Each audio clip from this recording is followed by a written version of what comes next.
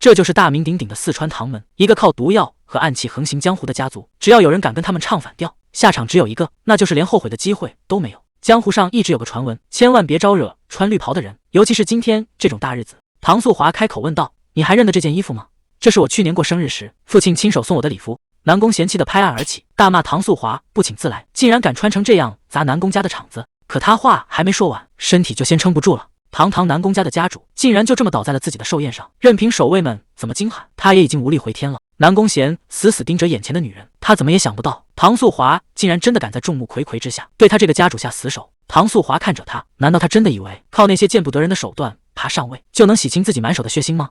一个名不正言不顺的私生子，从一开始就不该肖想那个不属于他的宝座。唐素华慢慢蹲下身子，像是在安慰老朋友一样，轻声呼唤着他的名字。这出戏该收场了。你觉得自己很聪明，没错，你确实是个聪明人。正因为这份聪明，你才能以一个私生子的身份爬到今天这个位置，做到了普通人想都不敢想的事。可你千算万算，却漏掉了一件最关键的事。直到这一刻，你才明白，这么多年来，我一直打心底里厌恶你。当你忙着赶走亲兄弟，坐上家主之位的时候，当你一边灭了唐门，一边又假惺惺的把我留在身边时，你是不是觉得自己已经掌控了一切？其实这半年来，你书房里日夜点燃的熏香，就是我送你的催命符，它会从骨子里一点点掏空你的身体，直到今天，只要这一滴小小的影子，就能让你全身的血管瞬间炸裂，让你在无尽的痛苦中慢慢咽气。为了这一刻，我忍了太久了。南宫贤，你的命我收下了，没有武功，也没有靠山，唐素华只能用这种最阴暗的手段来完成这场复仇。看折倒在地上的男人，他随手扔掉了酒杯，这种卑劣的法子，不正是你最擅长的吗？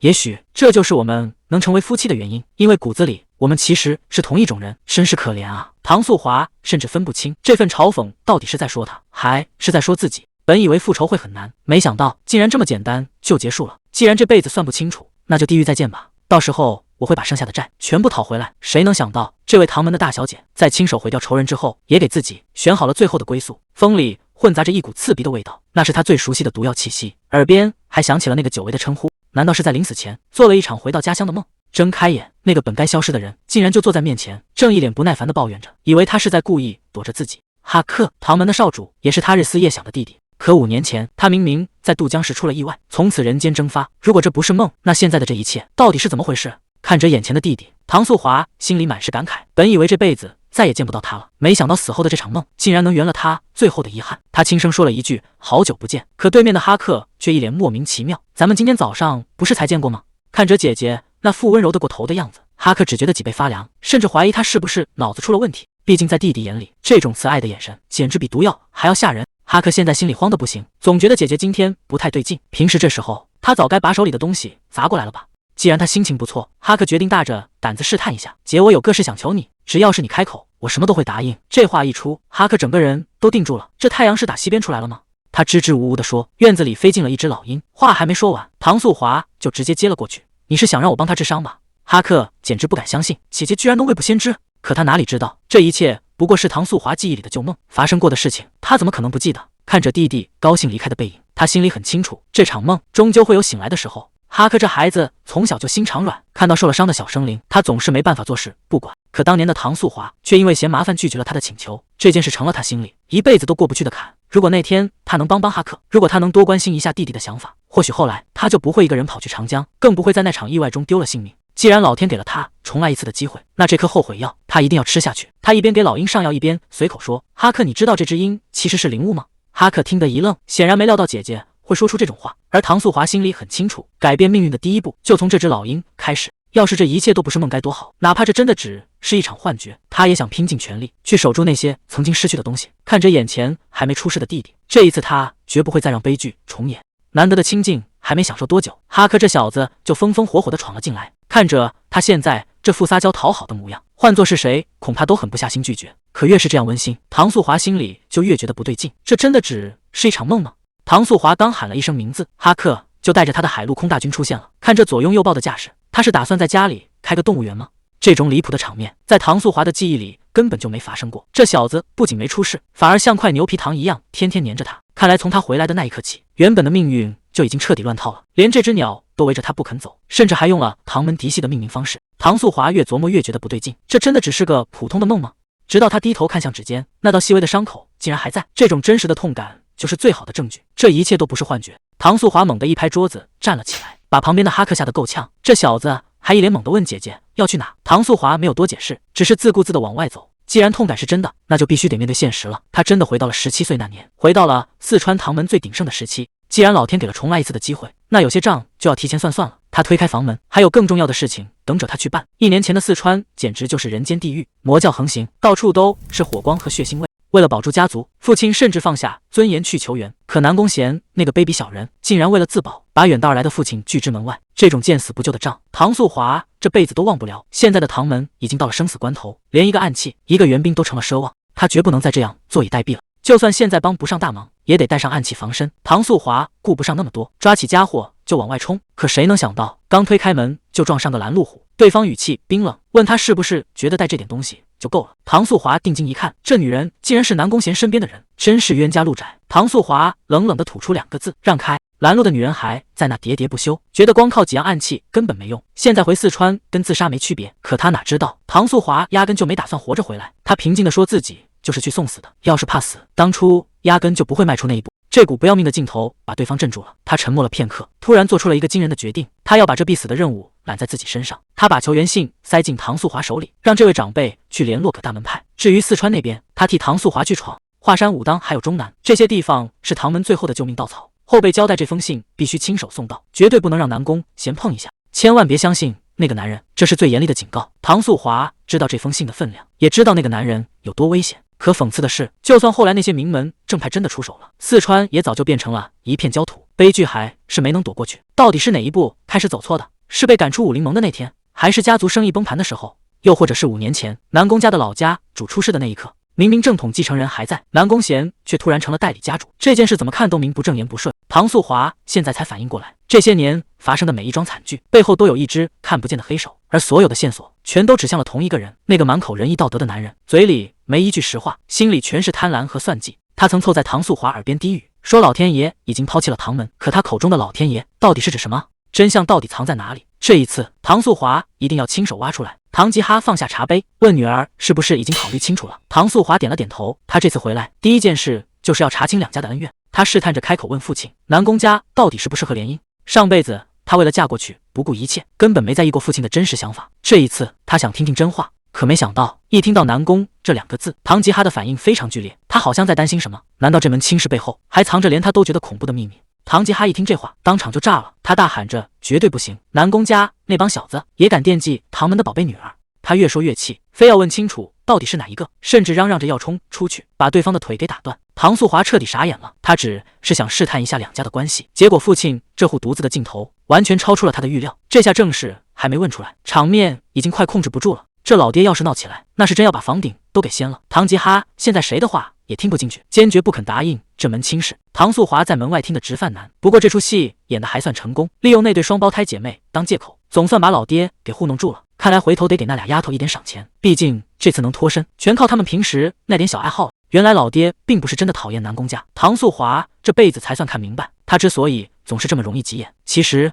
是因为他比谁都护短。当年哈克在江边失踪的时候，所有人都劝他别找了，可他硬是在那死守了1整年，就为了守住那点渺茫的希望。对他来说，家里人就是他的命。那时候唐素华在南宫家受尽了冷眼，甚至觉得自己已经被彻底遗忘了。可就在这时候，老爹派人给他送来了一个盒子，里面装的可不只是几件绿袍子，那是老爹在提醒他，无论到了什么时候，他永远都是唐家的人。真正的杀招其实藏在衣服里，那是一只见血封喉的毒蛊，这就是老爹给他的底气。只要他想，随时都能要了南宫贤的命。哈克大半夜的还在到处乱转，就为了找那只叫梅花的鸟。他心里一直犯嘀咕，生怕老爹又要把这小家伙给弄走。好在最后总算是在屋里找着了，不过梅花身上竟然还带着一张纸条，看样子是姐姐唐素华特意留下的。这姐弟俩显然又在背着人搞小动作。哈克拆开纸条，仔细一瞧，刚才那股紧张劲儿一下子全没了。也不知道姐姐到底在信里写了什么，竟然让他笑得这么意味深长。哈克本来还想装没看见，结果被自家的鸟给卖了个彻底。梅花直接把姐姐留的纸条翻了出来，让他立刻去大长老唐敏那里会合。这下事情可真闹大了。在唐家，唐敏这个名字就是恐怖的代名词，他不仅是实力深不可测的高手，更是一个不折不扣的疯子。外人只知道他是威震一方的黑天魔，但在唐家内部，大家更习惯叫他疯绿狗。他现在正逼着唐素华配置毒药，那种让人求生不得求死不能的禁药。哈克现在整个人都麻了，唐敏在他心里简直就是个怪物。小时候留下的阴影到现在还没散，光是想到那个名字，他就觉得后脊梁骨直冒凉气。他怎么也想不通，姐姐唐素华是怎么跟这种疯子相处的。以前姐姐连大长老的命令都不听，现在竟然主动往那个火坑里跳，这简直太不正常了。更让哈克崩溃的是，万一唐敏那个老疯子盯上了梅花怎么办？那可是他最宝贝的灵琴，要是落到唐敏手里，估计连根毛都剩不下。不行，这地方1秒钟都待不下去了。哈克决定带着梅花赶紧溜回屋里，就当从来没见过那张纸条，只要躲得够快，麻烦就找不上门。哈克本来想带着鸟赶紧跑路，结果梅花这小家伙根本不听使唤，直接奔着大长老的方向飞了过去。这下真是怕什么来什么。此时唐素华正一个人在林子里等着，他心里还在纳闷，哈克这小子怎么还没到？明明说好了要一起来对付大长老。他原本觉得带上哈克能有点用，至少在劝说大长老的时候能帮衬几句，结果现在看来，这胆小鬼8成又是躲在哪不敢露面了。唐素华等的人终于现身了，正是那位让人闻风丧胆的大长老唐敏。放眼整个中原，也就只有他敢这么大摇大摆地把这位杀神给随叫随到。唐敏倒是一点没生气，反而觉得挺有意思，毕竟敢对他指手画脚的人早就被他收拾的差不多了，现在也就剩下唐素华这么一个异类。寒暄过后，唐敏直接切入正题，问他这次火急火燎的找自己到底是为了什么事。他甚至还故意凑近了些，难道是出了什么连他都搞不定的麻烦？唐敏这只老狐狸早就看透了，他一口气列了好几个理由，问唐素华是不是又被这家里闯了祸，还是想找他这个大长老去当打手，甚至只是想找个不抱怨的跟班。唐素华倒是一点都不避讳，他直接来了句全都是，这理直气壮的态度反倒让场面变得有点滑稽。不过玩笑归玩笑，正事还是要办的。唐素华突然收起了笑意，问大长老知不知道延州剧团。听到延州剧团这4个字，大长老唐敏立刻察觉到了不对劲，这个名字让他想起了一个传说，难道是跟50年前失踪的那位有关？他试探着问唐素华，是不是那个传说中的神医延州，那个曾经名震天下，却在半个世纪前突然销声匿迹的奇人？唐素华给出了肯定的答复，没错，就是那个神医。传说这世上就没有他治不好的病，更离谱的是，只要吃了他炼制的丹药，谁都能一跃成为绝世高手。那个被神医延州亲手带大的孩子，成了南宫贤心里永远的痛。他像是疯了一样，把所有的罪名都扣在了那个女人头上。他咆哮着说是他害死了孩子，如果不是他把孩子送上战场，悲剧根本就不会发生。面对这种近乎疯狂的指责，那个女人却只是沉默的听着。唐素华终于露出了底牌，他问大长老愿不愿意陪他走一趟消失了50年的神医诊所，竟然真的有线索了。唐敏怎么也没想到，这个尘封已久的秘密会被唐素华亲手揭开，线索就藏在哈克带回的密信里。峨眉山腰的云雾与夕阳，听起来像是一句诗，却让气氛变得异常凝重。既然动用了灵兽来传信，说明这事绝对不简单。唐敏总觉得哪里不太对劲，这话听者前后不搭，肯定还有更深的含义。这封信根本不是写给人看的，而是在用文字画一张地图。唐素华断定，画里的风景就是神医诊所的藏身处。唐敏一眼就认了出来，那是峨眉山的第3峰，但他心里还是打了个问号，万一那只是个避世的隐士呢？可接下来的罚线让他没法反驳，装信的竹筒上竟然沾着麝香和蜂蜜的味道，这分明就是药师留下的痕迹。麝香配蜂蜜，这根本不是常规的炼丹路数。唐素华言之凿凿，说这正是神医诊所的独门秘方。就算不是神医，峨眉山上藏着这种高手，身为武林盟的人，咱们也得去查个清楚吧。可谁能想到，这全是他编出来的，根本没有什么竹筒和密信。为了把唐敏骗过去，他连药材成分都敢瞎编。看着沉默不语的唐敏，他已经快要编不下去了。这家伙实在太难对付，早知道该找个好糊弄的过来。正打算换个法子再试一次，唐敏却突然开了口，愣着干什么？还不快跟上！唐敏觉得得先去说服家主，可他并不知道这段往事背后藏着多大的代价。当年那个女人留下承诺，说会拼死守护唐门，却只求了一个过分的恩赐，如果他回不来，就把那封信交给家主，那是他为自己选好的目的。峨眉山的烟霞与夕阳成了他最后的遗言，他这一去就再也没能回来。在杀掉南宫贤之前，唐素华本想先去祭拜这个救命恩人，可就在寻找坟墓的时候，他却发现了一个惊人的秘密。南宫贤从峨眉山带回了一个女人，随口取了个名字叫米斯塔，听着挺亲切，其实根本没走心，只是因为她来自神医诊所。这个被当作工具培养的女人，成了天下排名前10的高手，可她这辈子都在替南宫贤卖命，直到彻底燃尽为止。去四川的那次，大概是她唯一一次自作主张，她不是为了南宫贤去死，而是为了救我。米斯塔，你这辈子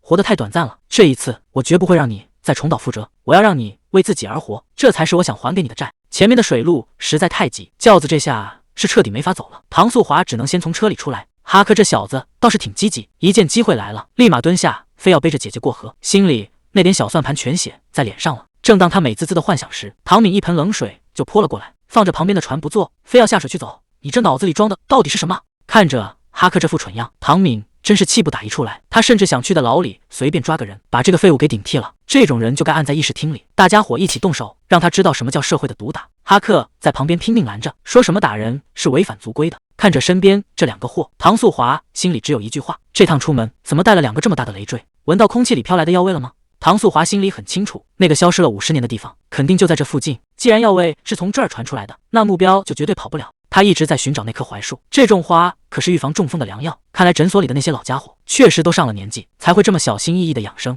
就在那棵老槐树前面靠岸，咱们要去会会这些躲了半辈子的老朋友了。船总算是靠岸了，可这片林子怎么看怎么不对劲。唐敏一眼就瞧出了破绽，这草木味种的有点离谱，简直就像是故意点香，为了遮掩什么见不得人的东西。这地方根本就是假的。既然有人想玩捉迷藏，那唐敏可没那个耐心陪着。他直接一掌拍在树干上，既然是幻术，那就一把火烧个干净。唐素华还没反应过来，整片森林就已经陷入了火海。看看这大火烧完之后，到底藏着什么猫腻？果然不出唐敏所料，这地方看着风平浪静，其实处处都是杀机。他一眼就看穿了真相，咱们这哪是在赶路啊，根本就是掉进人家不好的阵法里了。看来这片林子远比想象中要麻烦得多。唐敏察觉到了不对劲，闻不到一点烧焦的味道，说明大家都被困在阵法里了。唐素华完全没料到这种地方竟然还藏着阵法。哈克赶紧请示该怎么破阵，毕竟一直耗下去不是办法。可唐敏根本没打算找出口，既然是阵法，那就一把火烧个干净。唐素华却开始担心，要是真把对方彻底惹恼了，恐怕就再也见不到米斯塔了。就在这时，草丛里传来了动静，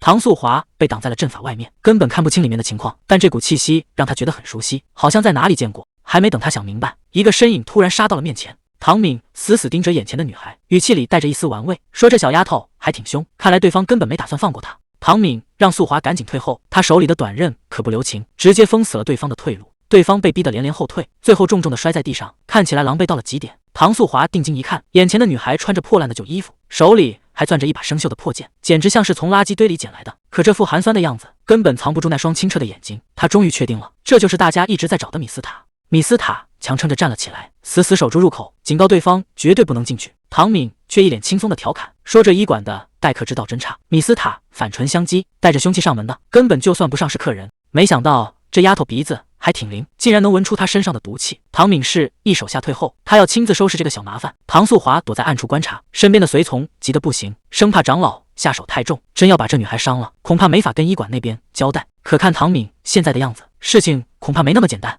哈克看着远处的战局，忍不住问身边的人：“难道就没人能拦住唐敏吗？”随从无奈地摇了摇头，说：“现在的长老谁也拦不住，只能祈祷他能快点收手。”战场上的唐敏已经彻底打疯了，他一边疯狂挥动短刃，一边戏谑地挑衅米斯塔，让他再多使点劲。米斯塔被压制得根本无法还手，手里的剑也越来越沉。唐敏发出一阵狂笑，嘲讽他的力气已经快用光了，再这样下去，米斯塔恐怕连命都要丢在这。这家伙的力量实在太强，米斯塔手里的剑差点就被震飞，但他死死握住剑柄，告诉自己绝对不能退缩。他顺势挥出一记大横扫，剑气猛地爆发出来。唐敏看着这凌厉的招式，也觉得有些意外，这丫头竟然还有余力反击。不过唐敏可没那么容易对付，他一个闪身轻松躲过，嘲讽说同样的招式对他没用。米斯塔根本不理会，大吼着发起了最后的冲锋。米斯塔拼尽全力的一击，竟然被唐敏轻松挡下。他显然已经失去了耐心，怒斥这个不知好歹的小丫头。唐敏突然停下手质问，怀疑他偷学了昆仑派的武功，毕竟这种身法绝不是普通人能会的。可米斯塔却一脸坦然，说自己从来没跟谁学过武。这话让唐敏彻底定住了，难道他只是看了一眼，就直接把昆仑派的绝学给复刻了？米斯塔反而觉得莫名其妙，难道这种事不是谁都能做到吗？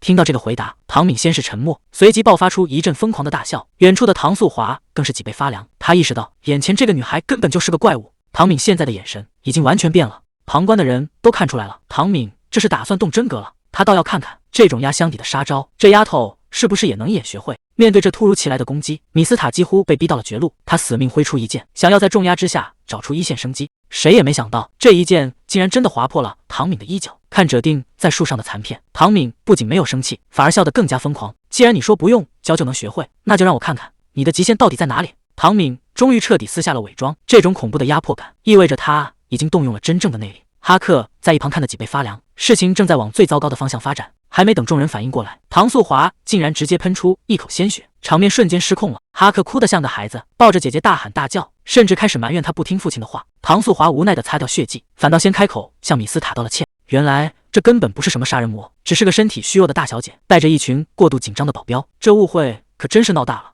米斯塔现在肠子都悔青了，刚才还把人家当成杀人魔，结果对方只是个想求医的病人。唐素华解释说，为了能顺利进城，才特意换了马车过来。可谁能想到，这大小姐是个狠角色，为了让病状看起来更真实，她竟然偷偷咬破蛇头装吐血，这演技简直能拿影后。看着她拿着血手帕虚弱的样子，米斯塔心里全是愧疚，甚至开始怀疑自己是不是太冷血。这哪是敌人啊，这分明是快要断气的弱女子。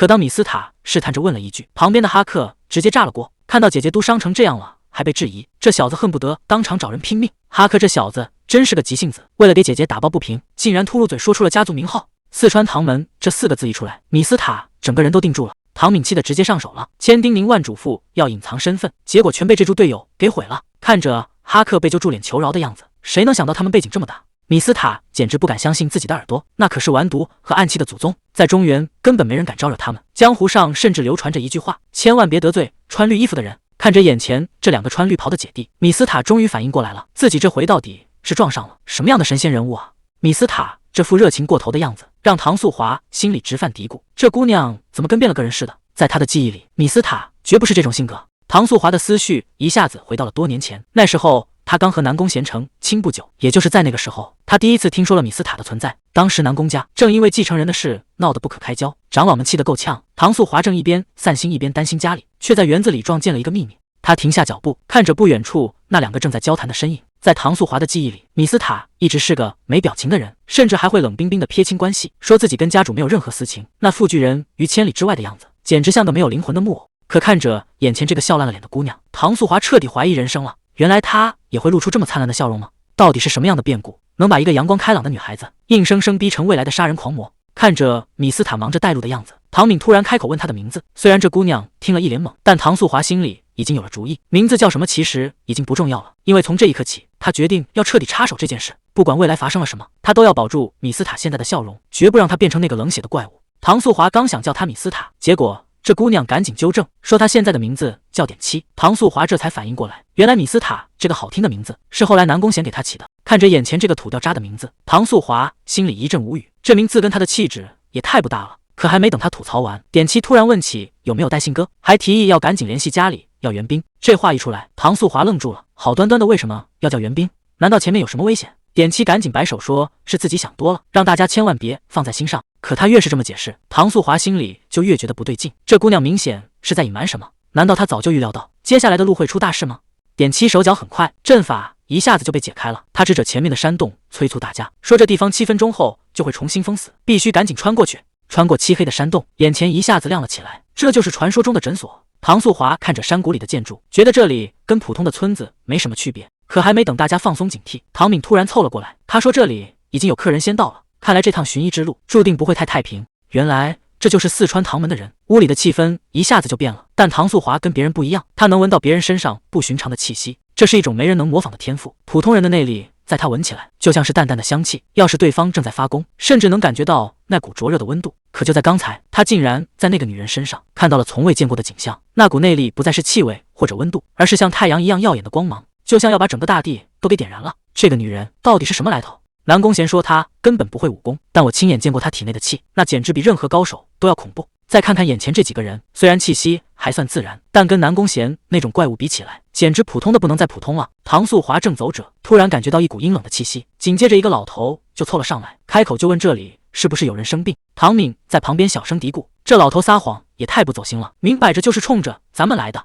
可这老头根本没打算继续演戏，他死死盯着唐素华，语气变得非常笃定。他说以他的眼力来看，唐素华身上根本就没有伤，这下麻烦大了，他们的伪装竟然被当场拆穿了。唐素华现在是进退两难，毕竟装病这种事一旦被当众戳穿，接下来的戏可就没法演了。既然被当众拆穿，唐素华干脆也不装了，他承认装病只是为了降低对方的戒心。早知道这家人这么好客，他就不费这番心思了。唐敏倒是看得很明白，既然伪装被一眼看穿，说明这老头绝对是个高人。他直接打听起对方的来历，双方正式报上了名号。老头自称金哲，唐敏也亮出了身份。既然话都说开了，金哲便客气地请大家进屋喝茶。唐敏带头跟了上去，可他还没意识到这顿茶恐怕没那么好喝。就在他们进屋的一瞬间，外面的人竟然在暗中下令，要在阵法关闭前赶紧叫援兵。这下麻烦大了。刚进院子，唐素华就闻到一股刺鼻的血腥味。这小小的医馆统共没几个病人，怎么会有这么重的血钱？虽然心里已经开始戒备，但表面上还得把戏演足。老头金哲客客气气地请他们喝茶，唐素华一边夸着茶香，一边盘算着对方的底细。金哲笑得一脸慈祥，说这是专门招待贵客的好茶。可越是这种时候，就越让人觉得心里发毛。这杯茶里到底有没有猫腻？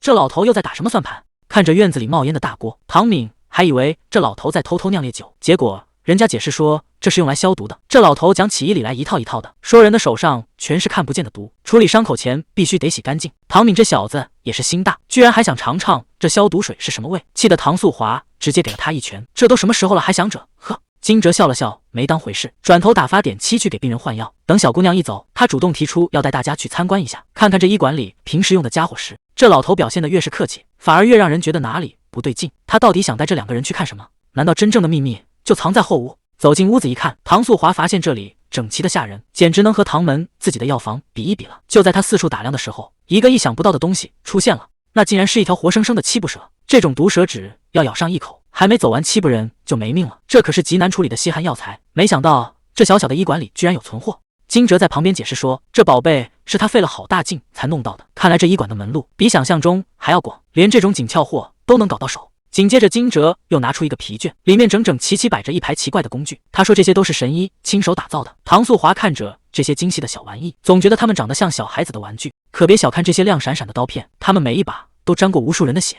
这老头把这些东西亮出来，到底是要救人还是要做别的？金哲指着那些精细的刀具说，这些都是用来切开血肉缝合伤口的。看来传闻是真的，那位神医确实掌握了开膛破肚的医术，这种手段在中原简直闻所未闻。提起那位神医，金哲的思绪一下子回到了几十年前。他说，那个女人不仅医术古怪，整个人也像是个不属于这里的异类。他们第一次见面是在峨眉山上，那时候的神医穿着一身奇怪的白衣服，嘴里说着谁也听不懂的话。金哲当时整个人都看呆了，甚至怀疑自己是不是遇到了下凡的仙女。后来金哲教他读书写字，而作为交换，神医分享了那些中原从未有过的知识，这简直就是一场跨越认知的交易。神医这女人聪明的过分，没多久就学会了这儿的文字，还在中原开了自己的医馆。可名声刚打响，麻烦就找上门了。外面都在传他在拿活人做实验，吓得周围的人看他的眼神都变了。金哲解释动刀子确实是真的，但那是为了救命，平时练手用的全是面团捏的模型。可流言蜚语这东西根本解释不清，为了躲避风头，他们只能搬回最初相遇的峨眉山，一边行医一边等他回来。唐素华忍不住追问，那后来呢？他没跟你们一起回来吗？金哲叹了口气，说他就像出现时那样，某天突然就人间蒸发了，只留下一句要回老家，可谁也不知道他的老家到底在哪。故事讲到一半，唐素华刚想开口问个究竟，金哲却先一步把话头抢了过去。他盯着这几位不速之客，直接问唐门的人来这到底有什么目的。唐敏也没打算藏着掖着，直截了当的说，他们就是为了那颗传闻中的迷雾丹，顺便看看这儿的医术是不是真的像传说中那么神。可金哲接下来的话却像是一盆冷水当头泼了下来。他说这丹药根本不是什么灵丹妙药，只是根据病人的情况用来清理体内的杂质罢了。哈克听得一头雾水，毕竟江湖上传的神乎其神。金哲解释说，这药只能疏通经脉，让气静运行得顺畅一点，想靠它直接增加功力，那你们恐怕是找错地方了。金哲一边收拾东西一边下逐客令，说这些医术看着简单，实际上得花一辈子去钻研，就凭这几位现在的性子，恐怕根本没那个耐心学下去。金哲突然搬出一叠厚厚的书，说这是医馆压箱底的全部医术，让唐门的人直接带走。唐明整个人都听傻了，这可是人家的立身之本，要是书没了，这医馆以后还怎么开下去？金哲却表现得很淡然，说医馆现在就剩他和点漆了，书里的东西他早就烂熟于心，给出去也没什么大不了的。但他紧接着提了一个条件，要唐门把点漆也一并带走。看折点漆那副天真烂漫的样子，唐素华却察觉到了不对劲，这哪是在送礼啊，这分明是在交代后事，连吃饭的家伙都不要了。这老头难道是想亲手彻底解散这间医馆吗？唐明摆弄着手里的医疗器械，越看越觉得这玩意儿眼熟，虽然是用来救命的工具，但在内行人眼里，这分明就是杀伤力极强的飞刀。难怪那个女人对暗器那么精通，原来她平时练的就是这种狠招。还没等他琢磨明白，随从就一脸严肃地凑了过来。可话还没说出口，外面突然传来一阵剧烈的爆炸声，整间医馆都被震得摇摇欲坠。竟然有人敢在这时候带人包围这里！唐敏立刻进入了战斗状态，他死死盯着大门的方向，心里只有一个念头：这帮不速之客到底是什么来头？医馆现在彻底被围死了，这帮家伙全都蒙着脸，根本看不出路数，但绝对不是什么善茬。对方这次是奔着灭门来的，现在正疯狂寻找阵法的缺口，留给众人的时间不多了，整整100多号人，正面硬刚就是送死。唐敏当机立断，必须立刻撤下山去。他这才反应过来，为什么非要急着送走米斯塔？原来是为了保住他的命。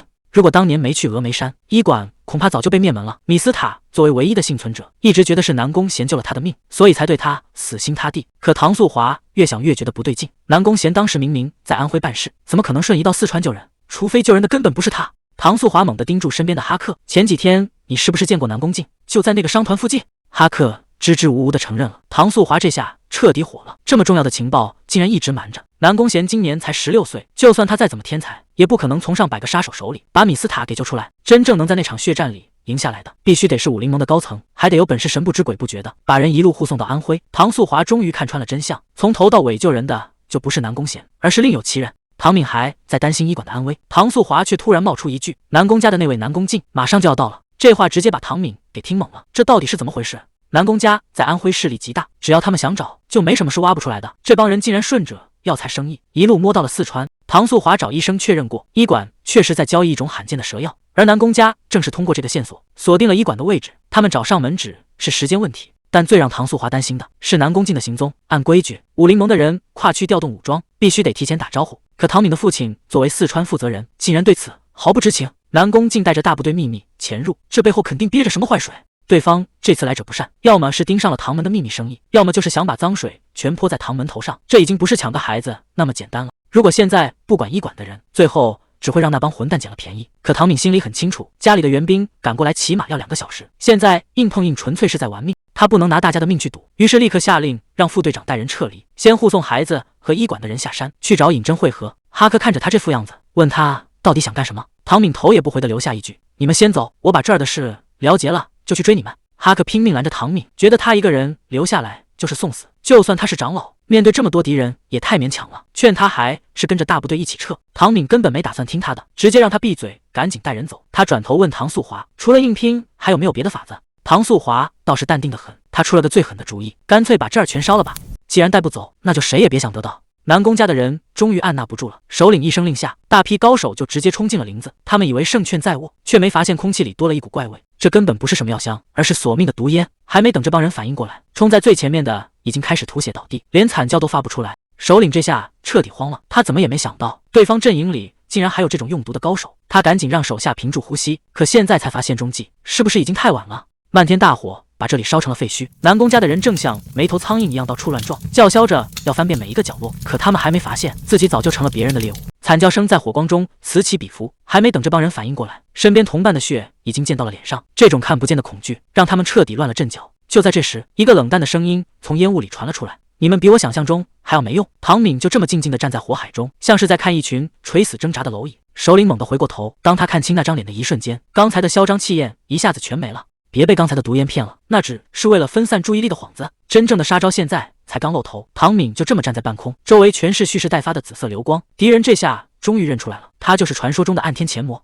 仅仅一眨眼的功夫，南宫家的精锐就折损了大半，原本浩浩荡荡的一群人，现在竟然只剩下9个活口。首领还没从震惊中缓过神来，唐敏已经鬼魅般的贴到了他跟前。这种时候还敢分心？他冷笑着把短刃送进了对方的胸膛，动作快到根本看不清，鲜血溅了一地。首领意识到自己已经退无可退，既然横竖都是死，这家伙真的打算玩命了。一股恐怖的红色气息瞬间炸开，把周围的一切全都掀翻了。唐敏也没想到，对方竟然还藏着这种同归于尽的招数，这根本不是普通的内力，简直像是要把命都给烧光。看着这双透着杀气的眼睛，局势这下要彻底失控了。这双眼睛不对劲，为了提升功力，他竟然连自己人的血气都吸干了。这种丧心病狂的手段，只有那个消失了几十年的邪教才干得出来。唐敏怎么也没想到，这群本该被剿灭的疯子，竟然会为了几个病人重现江湖。他们到底在谋划什么？对方看着愣住的唐敏，语气里全是嘲讽，干嘛露出这种表情？唐敏这一剑压迫感十足，连对手都在心里感叹：名门世家的高手果然不好对付。眼看对方身份诡异，唐敏不想再拖下去，直接甩出暗器封死退路。可这点手段根本难不倒对方，他一边挡下攻击，一边冷笑：难道你以为我连这都接不住？还没等他反应过来，唐敏竟然凭空消失了，这下麻烦大了。人影一闪，唐敏直接绕到了对手身后，这一剑下去，对方连反应的机会都没有。看着眼前的唐敏，这家伙意识到自己踢到了硬板凳，原来刚才的交手，对方根本就没使出全力。既然敢闯进这里，就该想到会有什么下场。唐敏语气冰冷，周围的空气仿佛都凝固了，无数暗器凭空悬浮，封死了所有的退路。庆幸遇到的是我吧，要是换成别人，你只会死得更痛苦。任务彻底搞砸了，连身份也藏不住了。面对这种级别的怪物，他根本没有还手的余地。刚才还走投无路的家伙，突然像疯了一样狂笑起来。唐敏立刻察觉到不对劲，这笑声里藏着阴谋。你还有心思在这跟我耗？对方语气里满是恶意。听说有个女人带着3个孩子下山了，你难道一点都不担心吗？听到这个消息，唐敏心里咯噔一下，那是他最在乎的人，对方显然是有备而来。算你今天运气好。趁着唐敏分神的瞬间，这家伙直接抽身逃走，消失在夜色里。看来真正的危机根本不在这里。那个血胶的家伙总算捡回一条命，他现在已经到了极限，要是再晚走一步，恐怕就真的交代在那了。他必须赶紧把消息传回去，这事儿比想象中还要麻烦。另一边，唐家的人正在林子里拼命赶路，伤员的情况不太乐观，大家只能先往山上撤。典妻心里满是担心，忍不住问姐姐：“长老真的能平安回来吗？”唐素华虽然给出了肯定的回答，但他沉默的样子显然是在担心更糟糕的情况发生。典妻，收拾东西走吧。听到这句话时，他就知道离别的日子到了。以前的同伴都陆续下山，改名换姓去寻找自己的出路，可他怎么也没想到，自己竟然会以这种方式离开。如果现在一走了之，这间医馆就真的彻底完了。他实在不甘心。我不走，我要留下来守着这里，哪怕只剩自己一个人。在四川，唐门的名号响彻云霄，也许只有求助他们，医馆才有一线生机。像唐门那样的名门大派，根本不会理解我们这种小医馆。虽然大家没有血缘关系，但早就把彼此当成了命，对方又怎么可能为了我们去冒险？典妻心里很清楚，身份的鸿沟就在那摆着，他不想去求那些高高在上的人，更不想让医馆丢了最后的体面。其实他心里比谁都想跪下求救，可一旦跪了，丢掉的就是整个医馆的尊严，更是对爷爷一辈子风骨的羞辱。他已经做好了最坏的打算，哪怕只剩自己一个人，也要死守在这里，绝不向任何人低头。可就在他准备慷慨赴死的时候，唐素华却突然开口了：“谁说我们要丢下医馆不管了？”这一句话直接把典妻整不会了。虽然听起来有点不可思议，但唐素华确实被典妻的决心打动了。他当众许下承诺，一定会保住医馆。谁也没想到，他真的带着医馆所有人逃了出来。典妻看着他的背影，心里满是佩服。明明大家年纪相仿，他却像个能顶天立地的大人。典妻开始对唐门产生了好奇，那究竟是个什么样的地方？可还没等他想明白，随从就带回了一个要命的消息：前面有30多个人正等着伏击他们，而且这帮人来头不小，连长老都在他们手里吃过亏。现在的局势瞬间紧绷到了极点，必须马上改刀逃命，慢一步可能就全军覆没了。这30个人的内力弱得离谱，甚至连气息都很难察觉，而且这股味道简直让人作呕。这种水平的杂鱼绝不可能是打伤长老的真凶。随从突然低声提醒，敌人已经发现他们开辟的逃生路线了，局势瞬间变得被动起来。唐素华正后悔没带够毒粉，一股刺骨的寒意却突然袭来，这根本不是刚才那些人的气息，真正的怪物出现了。这帮家伙简直阴魂不散。唐素华环顾四周，发现自己已经被彻底包围了，他们全身冒着诡异的蓝光，连眼睛里都透着死气。唐素华察觉到身体不对劲，这根本不是冲破经脉的震动，而是像有无数毒虫在血管里乱钻。还没等他想明白，漫天箭雨已经当头落下，守卫立刻挥剑抵挡。难怪刚才那伙人突然停下脚步，原来真正的杀招在这。这群家伙竟然还藏了弓箭手。守卫叮嘱唐素华留在原地，转身就杀进了林子里。可唐素华根本没心思管那些刺客，因为那股诡异的味道又出现了。就在他愣住的时候，典妻突然出现在身后，那句保护他的承诺再次响起。本以为这辈子能换个活法，结果还是走回了老路。虽然那股阴冷的气息正在消散，但唐素华心里很清楚，这片林子里的秘密远比眼前的厮杀更可怕。本以为这场伏击快要收尾了，谁能想到变故来得这么快？唐家的精锐护卫竟然接连倒下，连到底中了什么招都不知道。伤员拼命挤出一个毒字，唐素华听完直接愣住了。唐家可是完毒的祖宗，自家的精锐竟然会被毒倒，这简直是奇耻大辱。唐素华顾不上多想，立刻冲上去稳住伤员的情况。他必须在最短时间内看清毒性，要是连他都束手无策，这几条命今天就全交代在这了。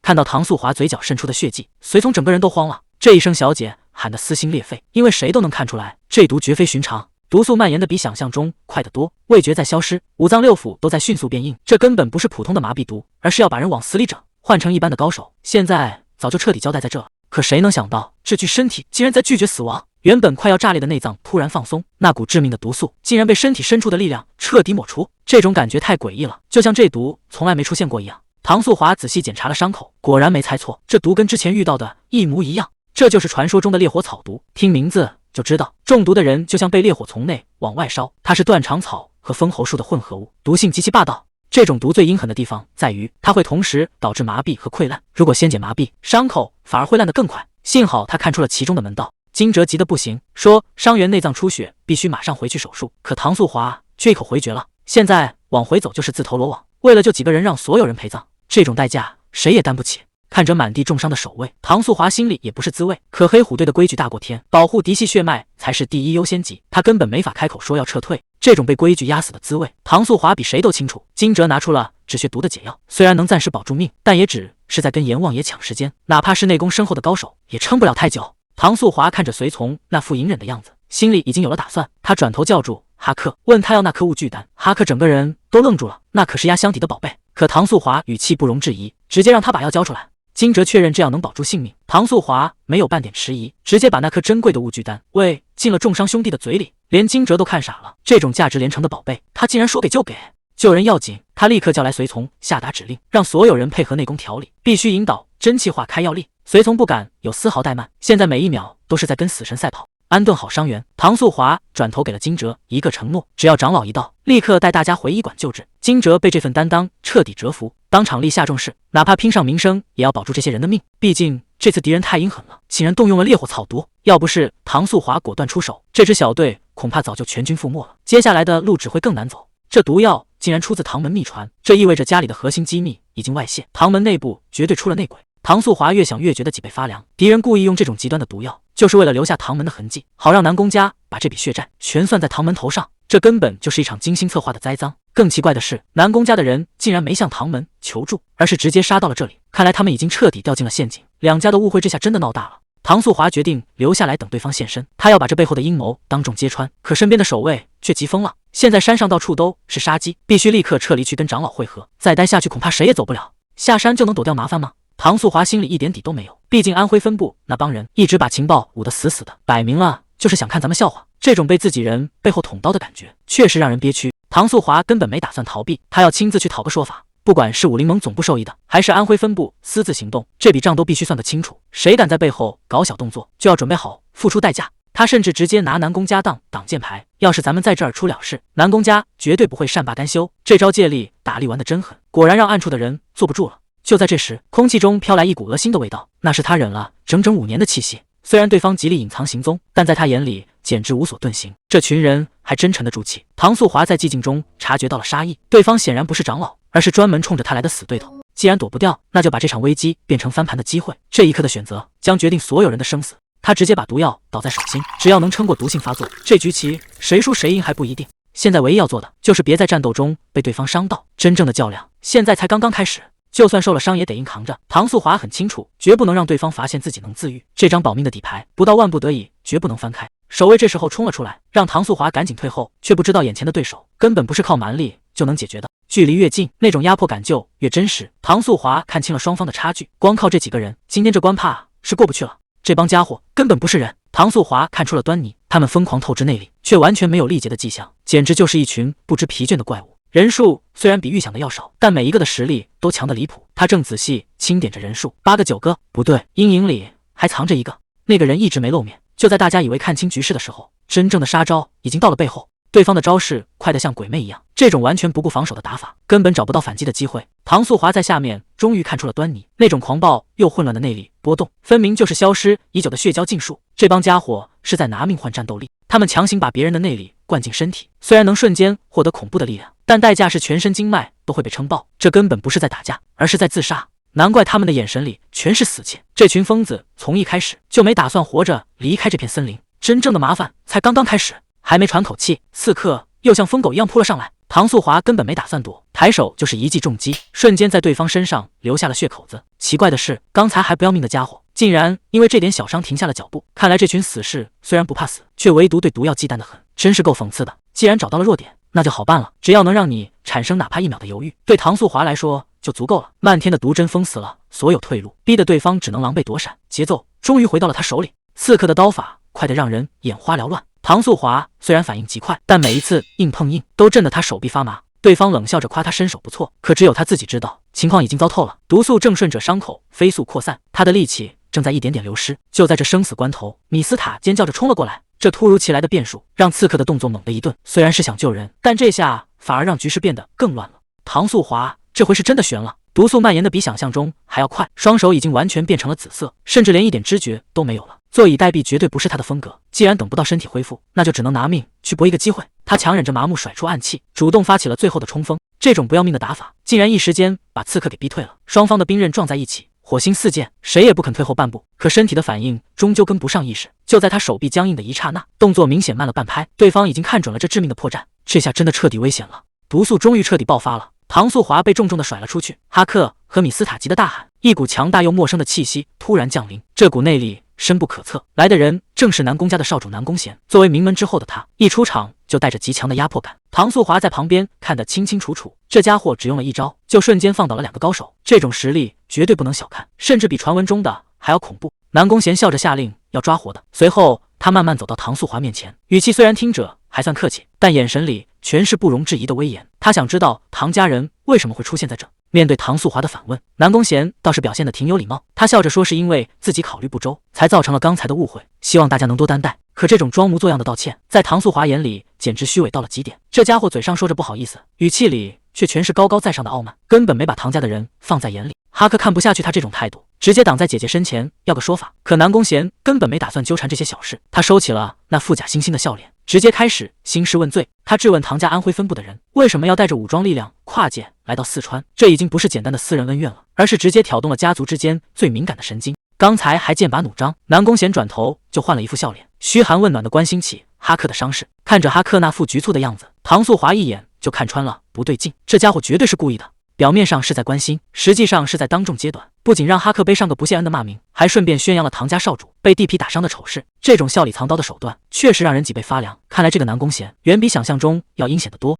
南宫贤这副笑脸全是戏，唐素华直接当众发难，既然是为了追捕邪教，为什么不按规矩向四川分部求援？这种反常的行为背后，摆明了是没安好心。他一针见血地指出，这家伙是想在盟主选拔前彻底断了他父亲的后路，甚至还想把四川分部和血交扯上关系。这招借刀杀人玩得真狠。旁边的随从急得跳脚，口口声声说是为了武林盟办事。武林盟听到这个名号，唐素华立刻察觉到了不对劲。既然是武林盟的任务，为什么四川分部毫不知情？如果只有你们安徽分部知道，那这就是南宫家的私自行动。这顶帽子扣下来可不轻。南宫贤心里很清楚，只要唐素华咬死这一点，不管他有没有公文，这口黑锅他都背定了。眼看局势不妙，这家伙变脸比翻书还快，对着唐素华就是一个深鞠一躬。刚才那股傲慢竟然瞬间没了，开口就是赔罪。他辩解说是因为怕引起误会，才没有第一时间上报，甚至还把球踢回给了哈克，说是以为少主会主动约见，结果因为发现血交踪迹才被迫出手。这番话编得确实圆滑，把擅自行动硬说成了见义勇为。唐素华冷冷地看着他表演，想看看这家伙还能演到什么时候。南宫贤这招确实阴损，他故意把锅甩给哈克，就是想给自己找个台阶下，甚至还反过来威胁唐素华，如果哈克被打的事传出去，唐家少主的脸面也别想要了。这家伙从头到尾对自己越界的是只字不提，简直是个老狐狸。表面上两人客客气气，嘴里说着互相理解，其实心里都在盘算怎么弄死对方。还没等这出戏演完，南宫贤的人就急着要带走俘虏，在四川的地界上抓人，竟然完全不把唐家放在眼里。唐素华刚要上前接管审讯，却被南宫贤直接拦住了去路。他这副笑脸背后，终于露出了吃人的獠牙。唐素华这招是以退为进，他先是步步紧逼，质问南宫贤为什么不守规矩，甚至直接把话挑明了：你到底是不信任四川分部，还是根本就不信任我们唐家？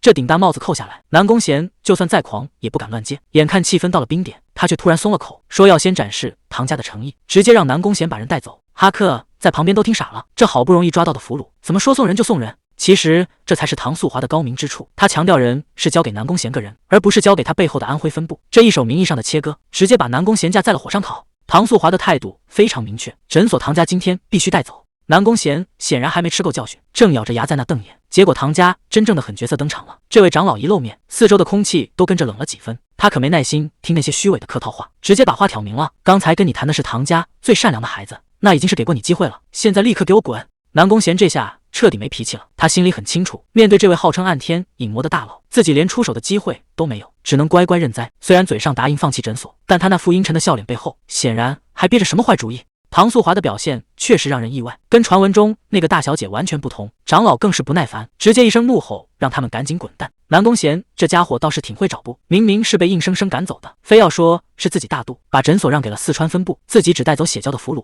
唐素华根本没理会他的小动作，他已经安排好了后续。等诊所这边的治疗一结束，所有人都要跟着回四川。哈克在一旁看得一头雾水，这局势变化的也太快了，还没等他反应过来，姐姐已经带着人准备撤离了。可就在大家准备收工的时候，意外还是发生了。唐敏原本想检查一下宝贝，结果打开盒子一看，里面竟然空空如也，最重要的丹药不见了。这下麻烦可大了。唐敏捧着空盒子定在原地，他认定就是南宫家那帮混蛋干的。唐素华只能在一旁苦苦劝阻。而此时的南宫贤正带着部下在林间撤退，虽然人带走了，但他的心情却一点都不轻松。部下也发现了不对劲，这位唐家大小姐跟传闻里完全不一样。南宫贤不得不承认，他们的情报从头到尾都错了。原本的情报里说，唐素华只是个出身卑微的私生女，不仅长相丑陋，还一直被关在偏院里自生自灭。可今天见到的这个女人，举手投足间全是风范，哪里像个被囚禁的废人？她简直就是个无价之宝。南宫贤意识到自己被耍了，到底是唐家在撒谎，还是南宫家内部出了内鬼？有人在故意封锁他的视听，把这位大小姐藏得这么深，背后肯定有更大的阴谋。手下也发现了不对劲，提议立刻更换所有的联络人。就在这时，新的消息传了过来，峨眉派已经抢先进入了阵法，而且那边的气氛非常糟糕，似乎随时都会动手。南宫贤听完不仅没慌，反而露出一副胜券在握的样子。四川分部那边估计很快就要闹起来了，不过没关系，事情越多，接下来的戏才越精彩。四川唐门大殿，这里的气氛压抑得让人喘不过气。家主唐吉哈高坐在上位，显然已经等候多时了。他一开口就带着冰冷的杀气，问他知不知道自己犯了什么错。这种地方只有定罪时才会开启，长老们显然已经听到了风声，这是父亲给他的最后机会，能不能说服这群老家伙，就看现在了。唐素华当众承认了在峨眉山的所作所为，撞见血蛟和南宫家的人只是开始，最让家族无法容忍的是，他竟然越过唐门，私自把审问权交给了武林盟。家主唐吉哈的语气冷到了极点，你以为自己能代表四川分部，还是说我什么时候给过你代表整个唐门的权利？唐素华先是低头认了错，紧接着他抛出一个问题，自己审问血蛟的人对唐门真的有好处吗？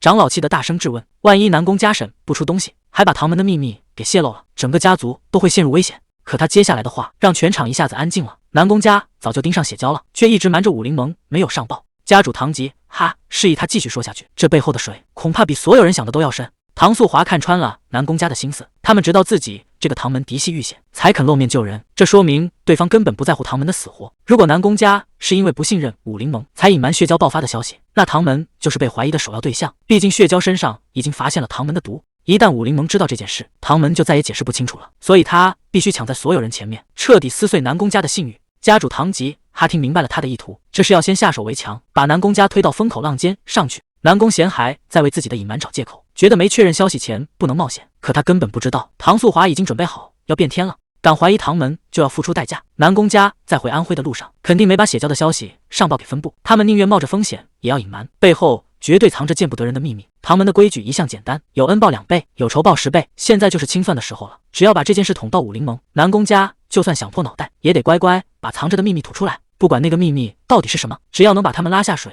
就行。与此同时，在某个不为人知的阴暗角落，南宫家极力掩盖的真相似乎正要浮出水面。南宫贤盯着眼前的尸体，这根本不是普通的毒，血液里那些像灰烬一样的黑粉，仔细看居然全是在蠕动的毒虫。这些虫子钻进心脏，堵住了血管，让血蛟的人瞬间毙命。又是毒，怎么查都绕不开这个字。他现在心里烦透了，虽然把这些人都抓了回来，可他们一进安徽境内就全死光了，连半个字都没审出来，费了这么大劲，最后只换回一堆发臭的尸体，这下线索全断了。南宫贤越查越觉得不对劲，到处都是唐门的毒，这反而像是在故意打掩护，想把他从真相面前引开。唯一值得庆幸的是，那天撞见血蛟的是唐门的人，峨眉派虽然也在场，但他们对血蛟的事还一无所知。现在的武林盟表面看着太平，其实私底下早就变了味，没了血蛟和魔教这些外敌，内部的明争暗斗反而更凶了。这几十年的安稳日子恐怕就要到头了。在陕西分部这边，新的风暴已经开始酝酿。现在的武林盟早就乱成了一锅粥。湖北分部这边，诸葛家和武当派各占山头，每个分部都在为了权力明争暗斗。四川分部那边的情况更糟，青城派和峨眉派联手排挤唐门，而唐门也根本没把他们放在眼里。南宫贤手里攥着刚发现的毒虫，他现在非常纠结，唐门目前的嫌疑最大，如果这时候把血蛟的消息告诉他们，到底是帮忙还是引火烧身？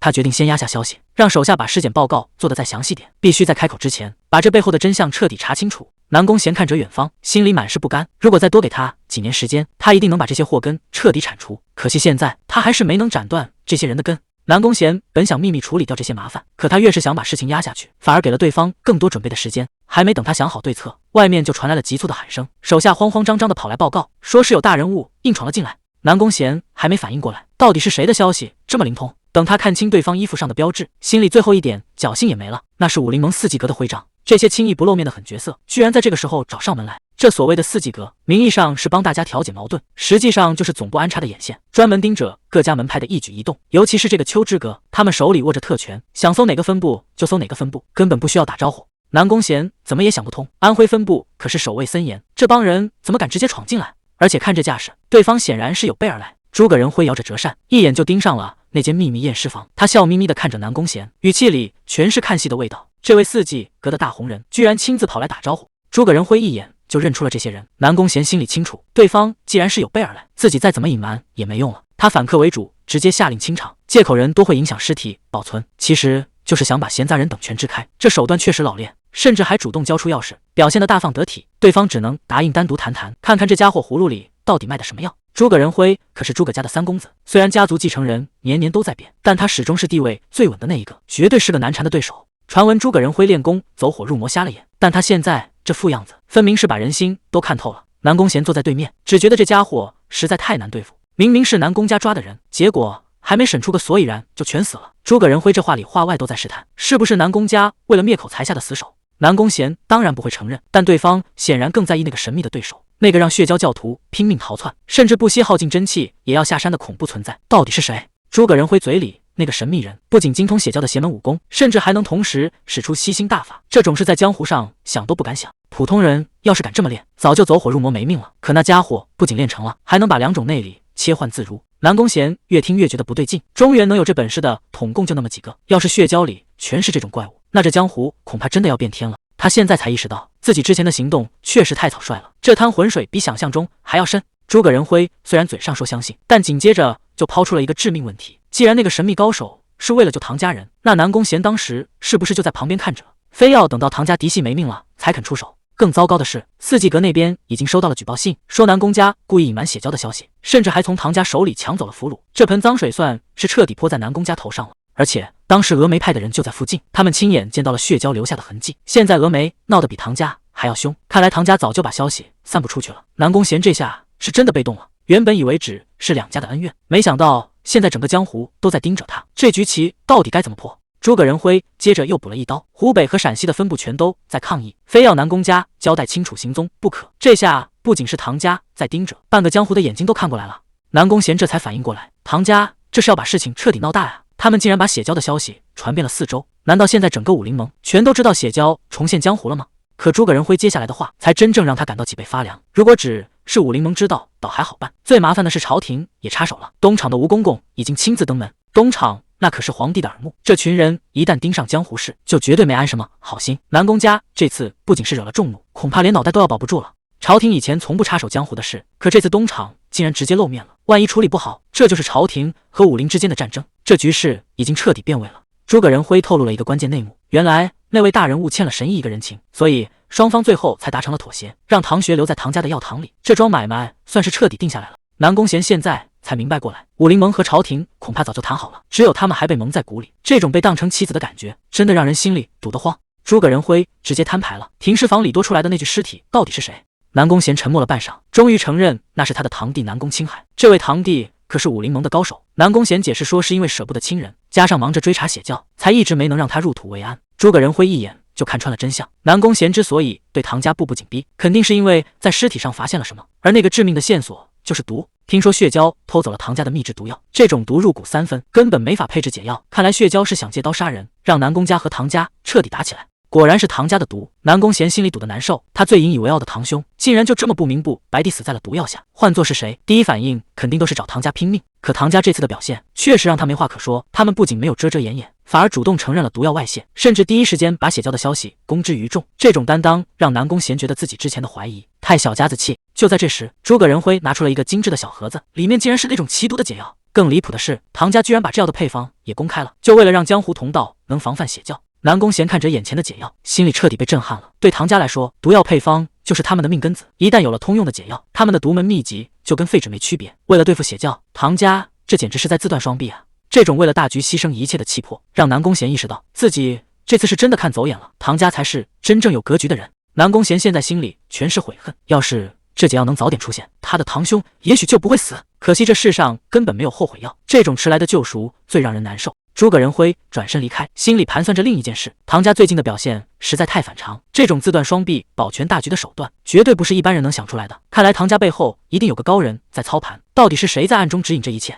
深夜突然有人造访，诸葛仁辉头都没抬就让人进来。能躲过所有守卫摸到这儿的，除了四方阁阁主庞思贤，恐怕也没别人了。对方这次连寒暄都省了，开口就是一个重磅消息，他打算亲自带人去一趟北海，因为在那边发现了不得了的线索。原来北海兵工的势力竟然已经悄悄渗透进了中原，甚至还跟这边的武林人士交过手，这可不是闹着玩的。如果兵工真的打算插手中原，那之前的种种乱象就解释得通了。看来这场江湖风暴远比想象中还要猛烈。诸葛仁辉带来了一个让人心凉的消息，失踪已久的南宫青海终于有下落了。可还没等庞思贤松口气，对方接下来的话却像一盆冷水。南宫家带回来的竟然只是一具尸体。庞思贤第一反应是对方在开玩笑，可看着诸葛仁辉那副严肃的样子，他知道这件事已经彻底失控了。更可怕的是，南宫青海并不是死于意外，而是死于一种极其阴毒的毒药。难道又是北海冰宫那帮人下的手？如果真是这样，那这帮人的手伸的也太长了。庞思贤听到中毒2个字，立刻联想到一个恐怖的名字。诸葛仁辉给出了肯定的回答，没错，就是那个消失已久的血教。之前他们一直盯着北海冰宫不放，毕竟除了那边，没人能把寒冰真气用得这么炉火纯青。可谁能想到南宫青海的死竟然跟血教有关？庞思贤知道现在的局势彻底变了，接下来的目标必须转向血教，这注定是一场漫长且危险的较量。南宫贤第一次踏进家主的私人书房，这个地方他以前从来没资格进来，每走一步都觉得像是要去赴一场死局。可推开门的那一刻，屋里的景象却让他有些意外，这里没有想象中的威严压抑，反而显得非常简单朴素。南宫家主站在窗前，语气听起来竟然还挺温和。家主示意南宫贤坐近一点，可这种破天荒的待遇反而让南宫贤心里更没底了。在等级森严的南宫家，谁敢真的跟家主平起平坐？家主不但没生气，反而笑着说起自己当年的往事。原来他年轻的时候也曾像南宫贤这样拘谨，这种突如其来的亲近感让气氛变得有些微妙。南宫贤完全摸不透对方的意图，明明是来领罚的，家主却在这里跟他叙旧，这种反常的举动让他一句话也接不上。家主转过头看向窗外，指着下面连绵不断的建筑群，从这里能看清整个南宫家的全貌。家主突然抛出一个重磅炸弹，说这整片江山迟早都是南宫贤的。这种话对南宫贤来说简直像做梦一样，拥有这么多权力到底是什么感觉？他甚至连想都不敢想。家主却收起了笑容，语气变得沉重起来。他说这种生活其实非常压抑，所有的权力和地位最后都会变成肩膀上卸不掉的责任。为了守住这份家业，你必须学会衡量所有珍贵事物的价值，甚至包括你最在乎的东西。家主话锋一转，突然问起这次的计划是不是他的主意。南宫贤没有说话，只是深深地跪了下去。家主看着眼前的南宫贤，发现他跟那个稳重的南宫竟完全不同，他就像一只被逼到绝境的野兽，正不顾一切的想要吞噬眼前的一切。家主终于说出了真相，当初派南宫贤去执行任务，其实是想给他这个私生子一个机会，让他能名正言顺地进入家族核心。谁也没想到中途会出意外。南宫贤那些掩盖行踪的小手段，在家主眼里根本无所遁形，甚至连他为了保护那个女孩不惜得罪唐家的心思，也全都被看穿了。家主转过身看着他，语气里透着一丝冰冷，不管出发点是什么，结果就是你彻底搞砸了。这次失败让家族损失惨重。南宫贤一言不发，正等着家主开出惩罚的价码，可家主却突然改了主意，他什么补偿都不要，甚至打算再给南宫贤一次机会，但这绝对不是因为仁慈。从这一刻起，南宫贤的每一个选择都将直接决定整个南宫家的未来，这才是真正的豪赌。家主的话听起来像是某种特权，只要顶着南宫这个姓氏，就算犯下再大的错也没人敢动他。这种绝对的豁免权真的是一种恩赐吗？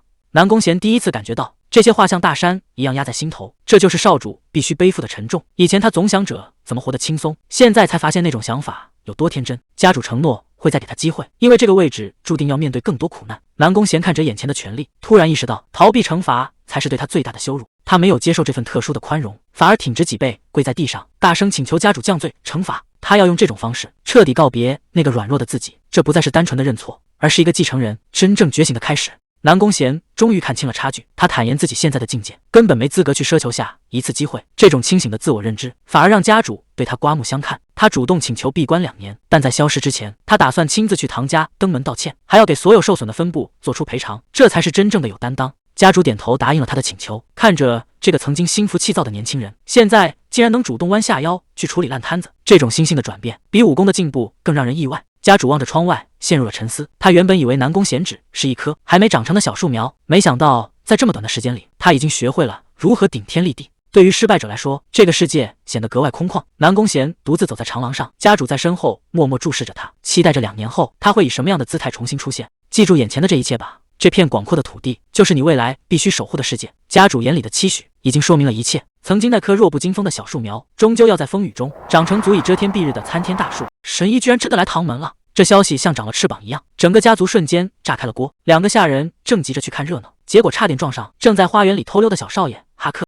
这位未来的唐门家主现在正躲在草丛里，生怕被长老抓个正着。他小声叮嘱下人千万别告密，要是被长辈发现，这顿管教肯定是躲不掉了。看着哈克这副求饶的架势，下人们赶紧拍胸脯保证，这秘密绝对带进棺材里。神医真的能进毒阁吗？下人们正凑在一起八卦，毕竟那地方全是见血封喉的毒药，普通人进去就是送死。听说还是素华小姐亲自带路，但这唐门的规矩可硬得很，没练过武的根本别想进去，就连未来的家主哈克现在也没资格踏入半步。躲在墙后的哈克全听见了，毒阁、九传阁这些连他都不能进的地方，到底藏着什么不可告人的秘密？姐姐！哈克大老远就喊着跑了过来，看到唐素华终于肯出门透气，他总算能松一口气了。毕竟整天把自己关在屋里，谁看了都会觉得闷。哈克说，连父亲都在偷偷关心他，甚至那些古板的长老们，其实私下里也都心软了。唐素华听了只是无奈的笑笑，要不是大家真的护着他，上次在清照殿闹出那么大的乱子，怎么可能只是禁足这么简单？不过聊着聊着，哈克自己倒先露馅了。比起姐姐的处境，他现在更怕自己逃课的事被抓包。果然还是瞒不过姐姐的眼睛，你是不是又翘掉训练跑出来的？哈克半天说不出话，看来这次他是真的有急事要问。既然解药的秘密都传开了，为什么还把它藏在九传阁顶层？哈克这小脑袋瓜转得挺快，觉得这宝贝早该换个地方放了。哈克根本没权限进那个地方，长老们怕中毒不敢进，家主和长老又嫌这活儿太琐碎，合着整个唐门最后只能靠姐姐去跑这一趟。唐素华无奈地接受了现实，顺嘴问他要不要一起去看看。哈克吓得连连拒绝，他可是翘课偷溜出来的，要是回去晚了被抓个正着，那后果简直不敢想。那我就在住处等姐姐回来。哈克笑着挥手告别，反正回去也没什么要紧事。唐素华决定先去把那件麻烦事办了。他独自走向家族最深处，那里矗立着一座宏伟的9层高塔，在四川唐门的药堂里，这里是管控最严密的禁区，外人都管它叫毒阁，但它真正的名字是九传阁。从4层一直到顶层，全都堆满了见血封喉的剧毒。这里不仅是唐门的禁地，更是存放百年秘籍的宝库。一旦踏入这扇大门，就意味着进入了毒药的世界。唐素华一边搬运毒药一边嘀咕，既然秘籍都拿走了，干嘛不顺手把这些毒瓶子也挪个地方？他顺着楼梯慢慢往上走，越往高处走，藏着的秘密就越惊人。在九传阁里有个不成文的规矩，楼层越高，存放的毒药就越致命。8层藏着唐门最出名的8大奇毒，而那传说中的第9层才是真正的禁地。9层阁楼里只放着一叠厚厚的记录，那是无数先辈失败后的残卷。他们穷尽一生，只想研制出一种能破开百毒不侵之躯的毒药，这几乎是所有用毒高手的终极梦想。其实，在唐素华的前世，他真的亲手完成了这种禁忌之毒，那种能摧毁一切防御的力量，连他自己都感到敬畏。但这世上真的有绝对的无敌吗？外人都说唐素华百毒不侵，其实这根本不是什么天赋，他的身体不是天生免疫毒素，而是对危险有着野兽般的直觉。不管是剧毒还是杀气，只要能威胁到这具身体，他就会发疯一样把毒素排出去，甚至连伤口都能飞快愈合。这哪是什么万毒姐的名号，分明是求生本能在作祟。唐素华踩在九传阁的木阶上，他打算把前世那些致命的毒药重新填满这座空荡荡的阁楼，但唯独害死他的那种毒，绝对不能现在现世。那个偷走烈火草毒药的内鬼，还有藏在暗处的那些眼线，一个都别想跑。在把这些老鼠全部揪出来之前，他必须藏好自己最后的底牌。刚出门就撞见个不速之客，唐敏正笑眯眯地挡在前面。他刚出远门回来，一开口就开始阴阳怪气。听说你刚被那些老家伙训完，难怪现在火气这么大。唐素华忍不住回了一句：谁火气大了？对方却完全没当回事，反而嬉皮笑脸的凑了过来。行了，别装了，素华，我好歹还比你大3岁呢。又在拿辈分压人。唐素华看着眼前这个厚脸皮的家伙，心里只剩下一个念头：跟他废话，真是浪费时间。唐敏这嘴碎的毛病真是一点没变，非说被禁足了也没什么大不了，要是觉得心里憋屈，随时找他打一架出出气，谁有闲工夫跟你打架？唐素华记得他明明还在闭关，怎么现在就大摇大摆的出现了？结果人家都出来3天了，这情报差的也太离谱了。不用问，肯定是哈克那个糊涂蛋传的话。提起哈克，两人都只能无奈的叹气。唐素华心里泛起一阵酸楚，唐明总是那么温柔，可每当想起他前世那些荒唐的决定，就让人抬不起头，那是他这辈子最想弥补的亏欠。曾经辉煌的唐门，如今只剩下一片火海。作为药堂堂主的唐敏，哪怕到了这一刻，依然守着他那些宝贝药材。面对魔教的疯狂进攻，他没有选择逃走，而是独自留在这座孤塔里，处理掉最后一份剧毒。意识已经开始模糊，这大概就是他最后的结局了。为了不让剧毒外泄害人，他强行服下解毒剂，保持清醒，在烈火中亲手毁掉了一切。他忍受着常人无法想象的痛苦，只因为他相信，只要唐素华还活着，唐门就还有重建的希望。可他怎么也没想到，那个被他寄予厚望的人，最后竟然选择了最惨烈的方式，去拉着仇人同归于尽。当初那个糊涂的决定，让唐敏一辈子的心血全都打了水漂。既然重来一次，他绝不会再让悲剧重演。现在的他因为泄密被关了禁闭，唐敏却像个没事人一样凑过来，一边埋怨其他长老太狠心，一边口口声声说会永远支持他。唐敏笑着安慰他说，不管他做出什么样的选择，自己永远都会站在他这一边。看着眼前这个意气风发的男人，唐素华心里百感交集。在前世的记忆里，他为了守护家族付出了所有，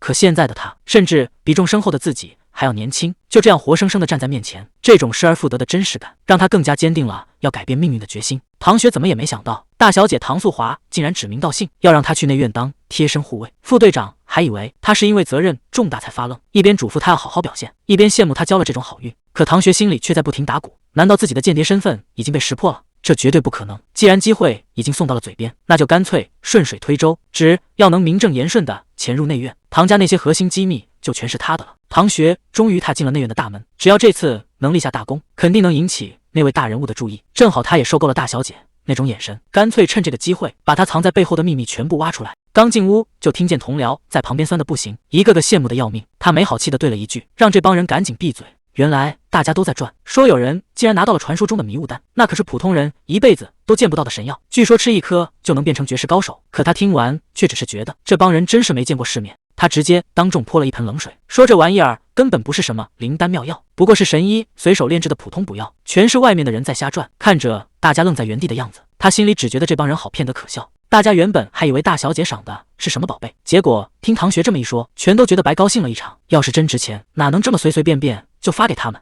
同僚好奇的打听副队长找他干什么，唐学故意装作若无其事的样子，说自己马上就要调去内院了，而且还是给大小姐当贴身护卫。这消息简直像炸开了锅，大家伙羡慕的不行，一边打闹一边说他真是走了大运，要是表现得好，以后在唐家可就平步青云了。看着这帮人闹成一团，唐学心里却在盘算着另一件事，这正是他想要的效果。只要这消息传开了，潜伏在暗处的那些同伙自然就知道他已经成功打入内部了。唐学已经在内院待了整整10天，可这位大小姐每天除了画画，什么正经事都不干。她觉得自己简直是在浪费时间。好不容易等来的送货的老头，结果对方刚推开门，一看见大小姐就愣住了，话都没说清楚就转头跑了。唐素华倒是一脸淡定，好像早就习惯了别人这种反应，继续低头画他那张没完没了的图。眼看10天的期限就要到了，唐学的差事今天就到头了，难道这次潜入真的要一无所获吗？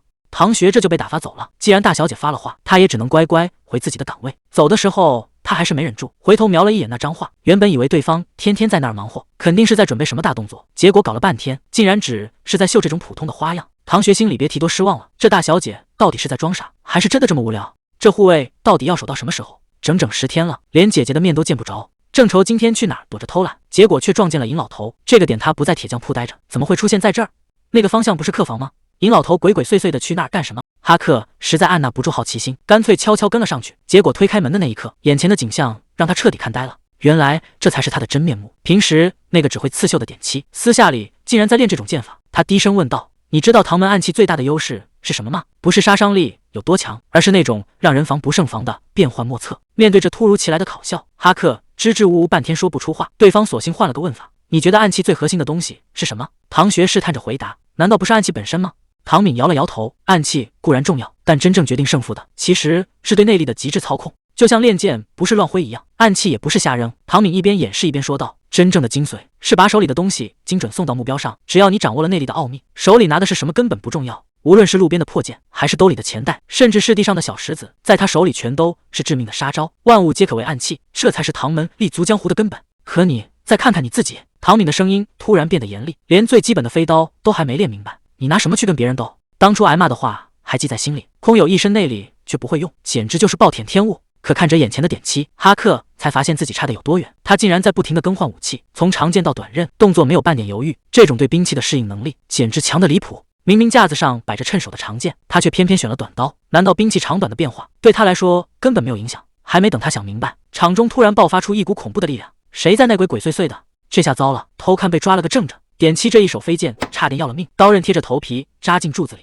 哈克这下是真的踢到铁板了，他怎么也没想到这姑娘下手竟然这么狠。点漆也吓了一跳，少爷你怎么在这？哈克只能尴尬的站起身，嘴上还不忘强撑面子。看来你不仅剑法了得，这飞剑的本事也不小啊。点漆急得连连道歉，说这是以前在帮派里对付地痞流氓留下的习惯，只要察觉到有人偷看，手里的家伙就自动飞出去了。哈克听得脊背发凉，只能摆摆手表示自己没事，幸亏刚才躲得快，不然这会儿已经交代在这了。气氛一时间变得有些微妙，谁能想到堂少爷竟然会跑来偷看人家练武？这下该怎么圆场呢？哈克本想解释自己是偷溜出来的，结果点漆的话里却全是刺。当少爷就是好啊，不想练功就能随便翘课，这种想干嘛就干嘛的自由，普通人连想都不敢想。他的语气里透着一股说不出的落寞。别说像唐门子弟那样练功了，他现在连能不能留下来都是个问题。这种身份上的差距根本不是靠努力就能填平的。天空突然下起了雨，点漆站在雨里一动不动，直到旁人提醒他该去医馆，他才从那种复杂的情绪里回过神来。原来在这个家里，他从来都没有任性的资格。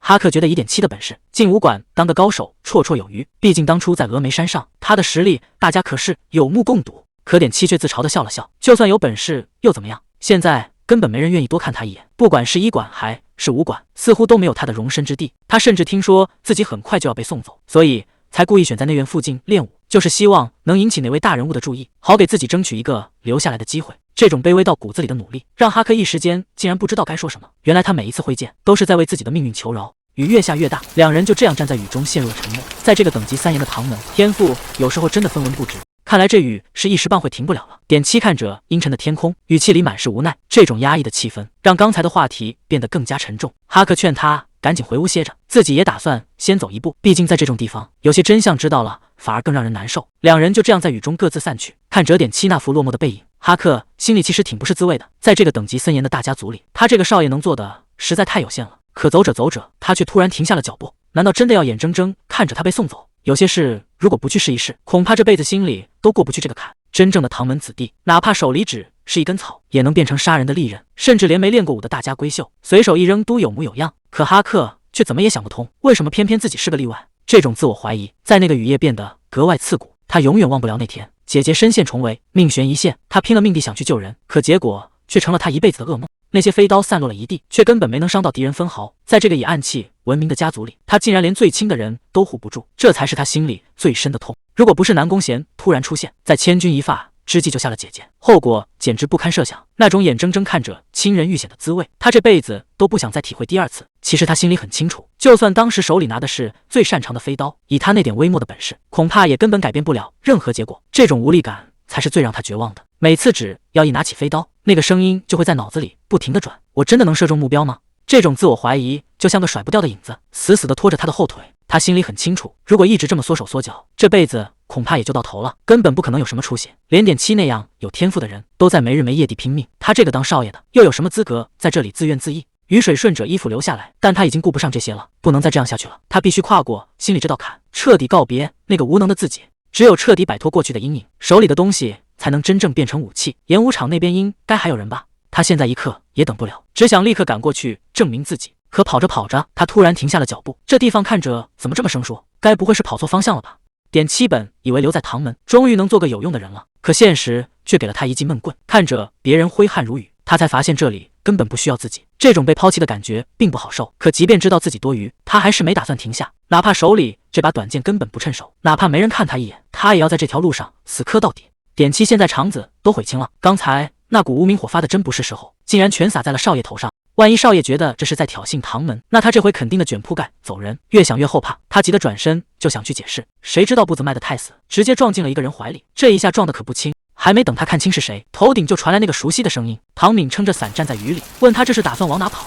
点七整个人都僵住了，结结巴巴地喊了声长老。这下麻烦大了，他本该在教场训练，结果偷溜出来被抓个正着。要是让这位爷知道真相，后果简直不敢想。关键时刻，他脑子转得飞快，指着漫天大雨就开始胡扯，说自己是看雨太大了，正打算回屋躲躲呢。唐敏就这么静静地看着他演戏，虽然眼神里全是怀疑，但好在没打算当场拆穿，只是招呼他先去避雨。这关总算是暂时混过去了。唐明把他带进屋里避雨，点七这会儿还在心里偷着乐，觉得自己刚才反应快，总算保住了这条小命。可还没等他松口气，唐敏就冷不丁地开了口，问他刚才到底在折腾什么。这下点七彻底没词了，只能站在那儿装木头人。唐敏看着他这副样子，无奈地叹了口气。现在的年轻人真是让人捉摸不透。可紧接着，他突然抛出了一个重磅炸弹，问他对武当派有什么看法。这话题转得太快，点七整个人都傻了。在中原武林盟的9大门派里，武当派的剑法那是出了名的厉害。可点七怎么也没想到，唐敏突然提这些，竟然是为了他。他打算把点七引荐给武当派，还说他现在的天赋只有去武当才能发挥到极致。这哪是在商量，分明是已经替他把路都铺好了。点七听完差点没当场跳起来，他在这儿待得好好的，怎么突然就要被送去当道士了？他急忙喊住唐敏，这事儿可千万不能开玩笑啊！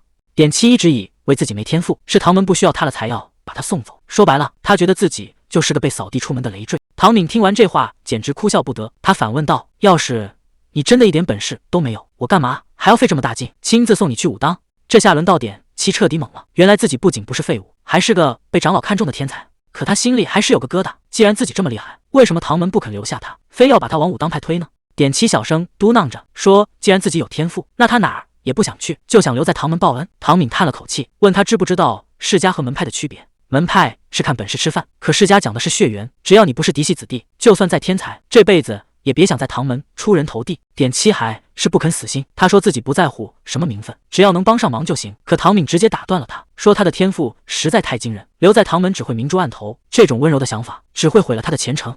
天赋这东西从来就不是什么温柔的礼物。唐敏这番话听者扎心，却也是江湖上最残酷的真相。只要你出名了，就会有无数疯子盯着你，想把你踩在脚下，扬名立万。如果你只是个普通人，留在唐门或许能安稳一生，可你偏偏是个天才，留在这里只会磨掉你的锐气，最后连自己都守不住。其实唐敏原本是想留下他的，可有一个人却极力反对，那就是素华。是他亲口告诉唐敏，如果真的为了点七好，就必须送他走。点七怎么也没想到，竟然是素华要把他推开，因为在素华眼里，点七绝不是什么平庸之辈，他是注定要成为天下第一的人，只有外面的广阔天地才配得上他的未来。点七听得整个人都傻了，这种事听起来简直像在开玩笑。唐敏倒是一脸淡定，还不忘损他两句，说他现在这副弱不禁风的样子，确实很难让人把他和天才联系在一起。可玩笑归玩笑，唐敏最后还是给了他选择的权利。要是真不喜欢武当，天下之大随他去挑，但在他心里，只有武当才配得上他的这份天赋。看着唐敏远去的背影，点七独自在走廊站了很久。原来在这个世界上，真的还有人在意他的未来。他从来都不是那个被遗忘的人。素华竟然说他有天赋。点七反复琢磨着这句话，那个一直被当作累赘的自己，真的能成为别人口中的天才吗？